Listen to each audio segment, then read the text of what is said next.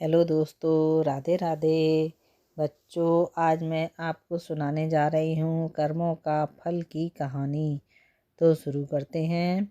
एक गांव में रामू नाम का एक लड़का रहता था। रामू के घर में उसके बूढ़े माता पिता थे। रामू का सपना था कि वो अपने माँ बाप को सारी खुशियाँ दे सके। वो बहुत मेहनती था, हमेशा पूरी मेहनत से काम करता था। रामू मुखिया के यहाँ एक चपरासी का काम करता था। वो अपना काम ईमानदारी से करता, पेड़ों में पानी डालता, साफ सफाई करता था। पर मुखिया बहुत चालाक था। वह रामू के भोले और सीधेपन का हमेशा फ़ायदा उठाया करता था। वह मुखिया उसे कभी महीने के पूरे पैसे भी नहीं दिया करता था, जिसकी वजह से रामू के परिवार को भूखा ही सोना पड़ता था। रामू की माँ कहती हैं, बेटा रामू, आज मुखिया ने पैसे दिए कि नहीं? घर में बिल्कुल भी राशन नहीं है। रामू कहता है, नहीं माँ, मैंने मुखिया जी से पैसे मांगे थे, उन्होंने कहा कल दूंगा, इसलिए आज मैं जंगल से कुछ फल लेकर आया हूँ, आज इसी को खा लेंगे। रामू कहता है, माँ मुझे माफ़ करना, मैं आप लोगों के लिए चाह कर भी कुछ नहीं कर पाता। माँ कहती हैं, नहीं बेटा, तुम ऐसा क्यों सोचते हो? तुम तो दुनिया का सबसे अच्छा बेटा हो। तेरे जैसा बेटा अगर किसी भी माँ बाप के पास हो तो उसका जीवन तो वैसे ही धन्य हो जाएगा। कोई नहीं, आज हम ये फल खाकर ही अपने पेट की भूख को शांत करेंगे। आज वे सभी फल खाकर सो जाते हैं। अगली सुबह रामू फिर मुखिया के घर जाता है। वहाँ की साफ सफाई और जो काम होते हैं वह करता है। तभी वह देखता है कि मुखिया के घर एक साधु आते हैं और वह आवाज़ लगाते हैं, भिक्षाम देही भिक्षाम देही। तभी मुखिया की पत्नी थाली में कुछ फल और अनाज लेकर आती हैं। पत्नी कहती हैं, साधु महाराज, धन्य भाग हमारे जो आप हमारे घर आए। इतने में मुखिया आ जाता है और अपनी पत्नी की डांट मारता है, अरे ये तुम क्या कर रही हो?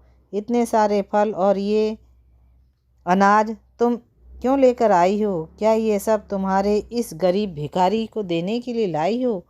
पत्नी कहती है, हे स्वामी, आप ऐसा क्यों कह रहे हैं? शुभ शुभ बोलिए, नहीं तो अनर्थ हो जाएगा। मुखिया, अच्छा तुम मुझे सिखाओगी कि क्या अच्छा होगा? ये सब मेरी मेहनत की कमाई से आता है। ये सब फल अनाज अंदर लेकर जाओ और रखो, हमारे यहाँ कोई पेड़ नहीं लगा है। और हाँ, बड़े घर देखा और आ गए ये मांगने के लिए। अब निकल जाओ यहाँ से, नहीं तो मेरा गुस्सा और बढ़ जाएगा। महात्मा जी, मेरा ऐसा अपमान आज तक किसी ने नहीं किया। हे मूर्ख व्यक्ति, आज तूने मेरा अपमान किया है। आज एक साधु अपमान का विष पीकर जा रहा है, इसका पश्चाताप एक दिन तुझे जरूर करना होगा। ऐसा कहकर साधु वहाँ से चले जाते हैं। तभी रामू उनके पास जाता है और कहता है कि आप मुखिया को माफ़ कर दीजिए, उनकी तरफ से मैं माफ़ी मांग रहा हूँ। तभी साधु कहते हैं, हे बालक, हट जा मेरे रास्ते से, मेरी क्रोध की अग्नि तुझसे तुझे भस्म कर देगी। तभी रामू कहता है, आप शांत हो जाइए और आप मेरे साथ मेरे घर चलिए। तभी साधु और रामू घर जाते हैं। वहाँ साधु देखते हैं कि रामू बहुत गरीब है। वहाँ उसके माता पिता रहते हैं। घर में बर्तन भी नहीं दिख रहे थे। 4-5 बर्तन थे और सोने के लिए बिस्तर भी नहीं था। रामू साधु महाराज को भोजन कराता है। रामू के पास ज़्यादा कुछ नहीं था, लेकिन उसने साधु महात्मा के लिए कुछ फल रखे और मीठे चावल की खीर रखी। साधु ने बड़े आनंद से रामू के दिए खाने को खा लिया। साधु कहते हैं, बेटा, मैं तुम्हारी सेवा भाव से बहुत प्रसन्न हूँ।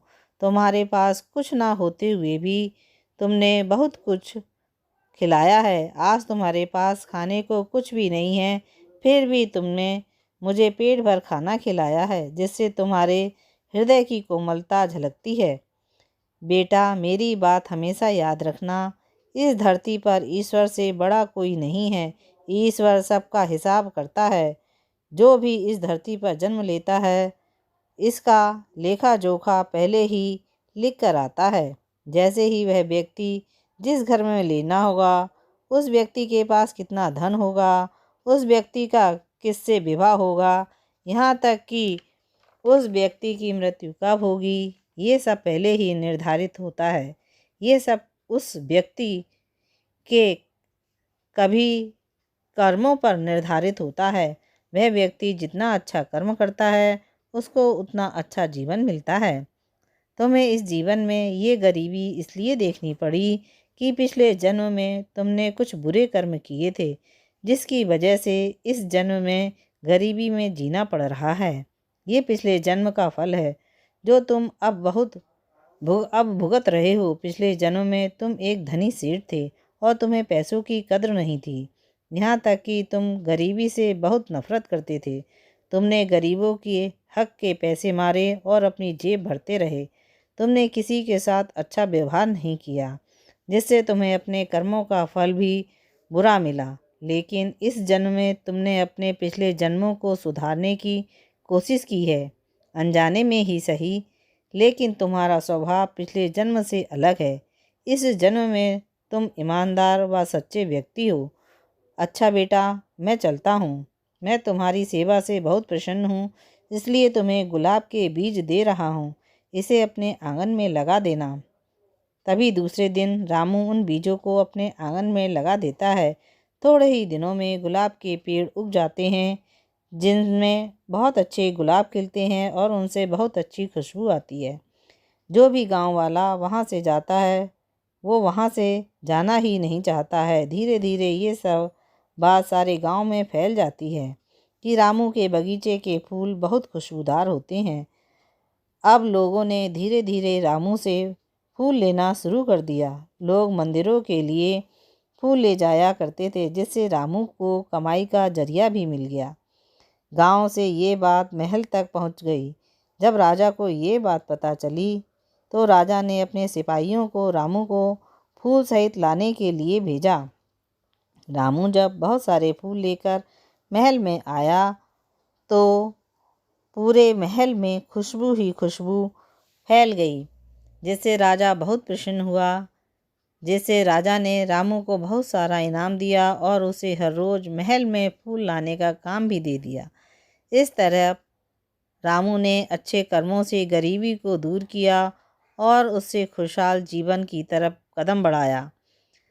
वहीं दूसरी तरफ मुखिया बहुत ही चालाक और बेईमान आदमी था। एक दिन उसके यहाँ इनकम टैक्स का छापा पड़ा है और सारा बेईमानी का पैसा पुलिस वाले ले जाते हैं, जिससे मुखिया को जेल हो जाती है। अब मुखिया की ज़िंदगी जेल की सलाखों के पीछे बीत रही थी। मुखिया के साथ ये तो होना ही था, क्योंकि जो जैसा करता है उसे उसका फल वैसा ही मिलता है। बच्चों, आपको मेरी कहानी कैसी लगी? अच्छी लगी तो जल्दी से मेरे चैनल को लाइक कीजिए, शेयर कीजिए, सब्सक्राइब कीजिए, जिससे मैं आपके लिए और अच्छी कहानियाँ लेकर आऊँ। फिर मिलेंगे नई कहानी के साथ। राधे राधे।